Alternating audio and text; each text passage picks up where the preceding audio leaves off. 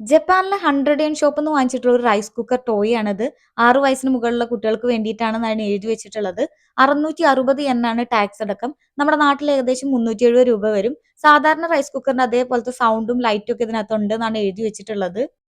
100 yen ഷോപ്പിൽ 100 yen മാത്രം സാധനങ്ങളല്ല ഉണ്ടായിരിക്കാന്ന് ഞാൻ പറഞ്ഞിട്ടുണ്ടായിരുന്നു. ഇതിന് 660 yen ആണ് വന്നിട്ടുള്ള ടാക്സ് അടക്കം. ഇതാണ് ട്ടോ ഇതിനകത്തുള്ള റൈസ് കുക്കർ ഉണ്ട്, ഒരു സ്പൂൺ ഉണ്ട്, 2 ബൗൾ ഉണ്ട്, റൈസ് ഉണ്ട്, ചോപ്സ്റ്റിക് ഉണ്ട്. നമ്മളെപ്പോലെ പ്ലേറ്റിലല്ല ഇവിടെയുള്ളവര് ചോറ് കഴിക്കുന്നത് ബൗളിലാണ്. അതുകൊണ്ടാണ് അങ്ങനത്തെ പാത്രം കണ്ടത്. ഇതിന്റെ പുറകില് 2 ബാറ്ററി ഇടാനുള്ള സ്പേസ് ഉണ്ട്.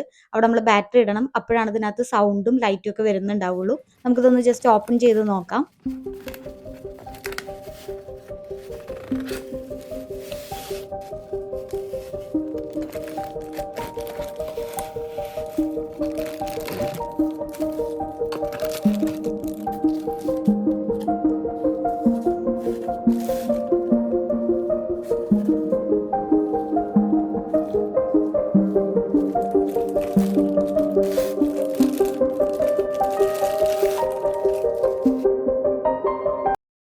ഇതാണ് നമ്മുടെ കുഞ്ഞ് റൈസ് കുക്കർ.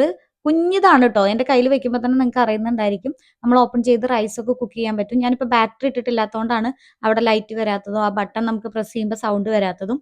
2 പേർക്ക് കഴിക്കാം എന്നുള്ള രീതിക്കാണ് ഈ ഒരു ടോയ് ഉള്ളത്. അതുകൊണ്ടാണ് 4 ചോപ്സ്റ്റിക്കും 2 ബൗളും 2 റൈസും തന്നിട്ടുള്ളത്.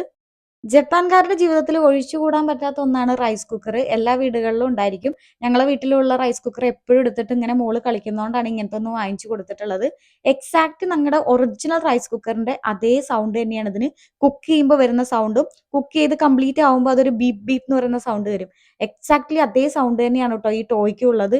ഇപ്പൊ വീട്ടിൽ മോള് ഇത് വെച്ച് കളിക്കുന്ന സമയത്ത് റൈസ് കുക്കറിന്റെ സൗണ്ട് ആണോ അതോ മോളുടെ ടോയിന്റെ സൗണ്ട് ആണോ എന്ന് നിങ്ങൾക്ക് അറിയില്ല. അത്രയ്ക്കും സെയിം ആയിട്ടുള്ള സൗണ്ട് തന്നെയാണ് ഇതിനകത്ത് നിന്ന് വരുന്നത്. ആ ബോക്സിന്റെ പുറത്തും അത് എഴുതി വെച്ചിട്ടുണ്ടായിരുന്നു.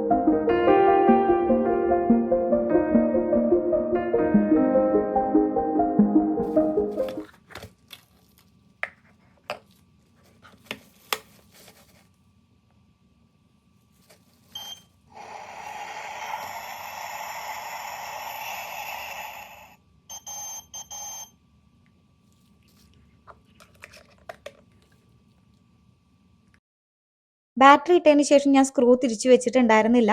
കുട്ടികൾ ബാറ്ററി ഒക്കെ എടുത്ത് വായിലിടാതിരിക്കാൻ വേണ്ടിയിട്ടാണ് ഇങ്ങനെ സ്ക്രൂ ചെയ്ത് വെക്കുന്നത്. ഇതിന്റെ കുറച്ച് വില കൂടിയ ടൈപ്പ് പല ഫംഗ്ഷൻസ് ഒക്കെ ഉള്ള റൈസ് കുക്കർ ടോയ് ഒക്കെ അവൈലബിൾ ആണ്. കുറച്ച് വെള്ളമൊക്കെ ഒഴിച്ച് കഴിഞ്ഞാൽ കുക്കിംഗ് ഓപ്ഷൻ ചെയ്യുന്ന സമയത്ത് അരി വേവുമ്പോൾ ആവി വരുമല്ലോ, അങ്ങനെ ആവി വരുന്ന ടൈപ്പ് ഒക്കെ ഉണ്ട്. കുട്ടികൾക്ക് ഫ്രീ ആയിട്ട് കളിക്കാൻ വെച്ചിരിക്കുന്ന ടോയ്സിലൊക്കെ നമ്മളത് കാണാറുണ്ട്. ഞാൻ അതിന്റെ വീഡിയോ ഇടയ്ക്ക് ഇട്ടിട്ടുണ്ടായിരുന്നു.